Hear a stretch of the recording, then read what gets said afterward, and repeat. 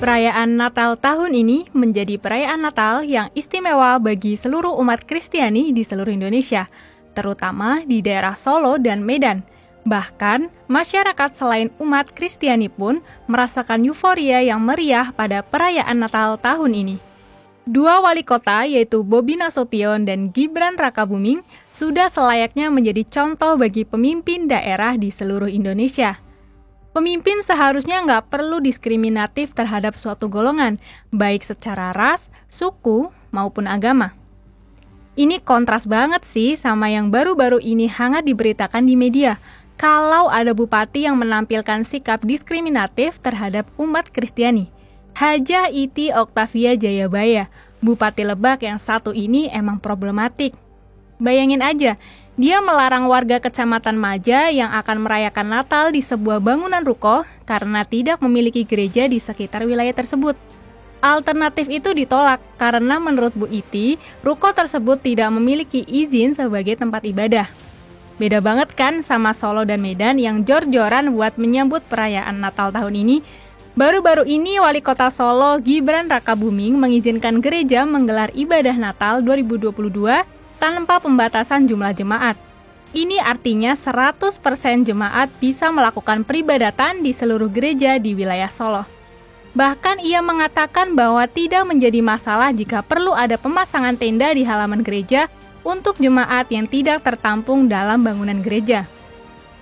Umat Nasrani pun menyambut dengan gembira kebijakan yang diterapkan oleh Wali Kota Solo tersebut karena 2 tahun belakangan ini, warga Solo merayakan Natal hanya secara online karena pandemi COVID-19. Gibran mengambil kebijakan tersebut karena grafik kasus COVID-19 yang aktif di Solo sudah semakin berkurang. Selama Gibran menjabat sebagai Wali Kota Solo, terjadi banyak peningkatan yang positif di kota yang mempunyai julukan The Spirit of Java tersebut. Indeks Kerukunan Umat Beragama atau KUB Kota Solo pada tahun 2021 masuk ke dalam kategori baik. Solo berada di nilai rata-rata 72,39. Nilai ini naik 4,93 poin dibandingkan tahun sebelumnya, yaitu tahun 2020.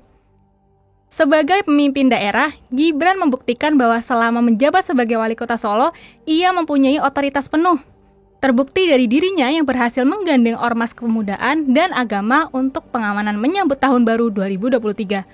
Selain Gibran, ada juga Bobi Nasution di Medan, yang juga menunjukkan sikap toleransi yang tinggi dengan meminta seluruh tempat usaha seperti bar, spa, karaoke, panti pijat untuk tidak beroperasi sementara waktu menjelang perayaan hari Natal. Sama seperti menjelang Idul Fitri, di mana semua tempat hiburan malam ditutup. Bobi juga memberikan instruksi agar pengamanan Natal di Medan dilakukan maksimal, yaitu dengan mendirikan pos di setiap wilayah, serta dibantu alat komunikasi yang terkoneksi ke semua instansi aparat penegak hukum Indonesia. Gak cuma itu, dekorasi Natal mulai ditampilkan di beberapa mal jelang perayaan Natal tahun ini. Salah satunya adalah dekorasi cantik pohon Natal megah setinggi 12 meter di dalam Deli Park Mall Medan. Pernak-pernik hingga pohon Natal ini diharapkan mampu menjadi daya tarik pengunjung. Selama Bobi Nasution menjabat sebagai Wali Kota Medan, indeks kerukunan umat beragama di Kota Medan juga meningkat, yaitu 67,46 pada tahun 2020 dan mencapai 72,39 di tahun 2021. Baik Bobi dan Gibran membuktikan bahwa keduanya memanfaatkan otoritas penuh untuk menghandle kotanya. Makanya, Medan dan Solo tergolong kota yang plural, dinamis, serta damai.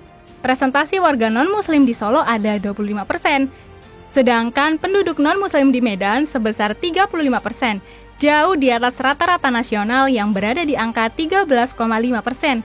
Dan karenanya, identitas sebagai kota plural dan rukun perlu terus dilestarikan. Mereka juga berhasil merefleksikan sikap Gus Dur yang mementingkan toleransi antar umat beragama. Ketika jadi presiden, Gus Dur juga memerintahkan Banser dan organisasi kepemudaan NU lainnya untuk mengamankan gereja pada malam Natal tepatnya pada tahun 1996. Ini membuktikan bahwa orang Indonesia itu sebenarnya memiliki toleransi yang tinggi untuk menjaga kebinekaan. Contohnya Banser yang menjadi martir bom gereja di Gereja Ebenezer, Mojokerto pada Natal tahun 2000 silam.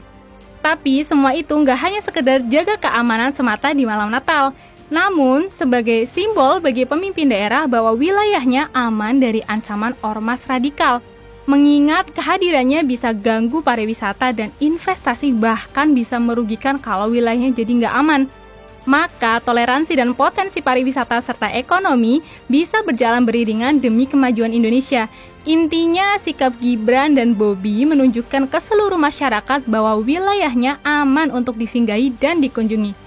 Terbukti dari okupansi hotel yang meningkat di Medan, yaitu sebesar 80% tamu dari dalam negeri dan 20% wisatawan mancanegara. Alasannya bukan hanya karena penyebaran COVID-19 yang melandai di kota Medan, melainkan suasana daerahnya yang jauh lebih aman, tertib, dan bersih.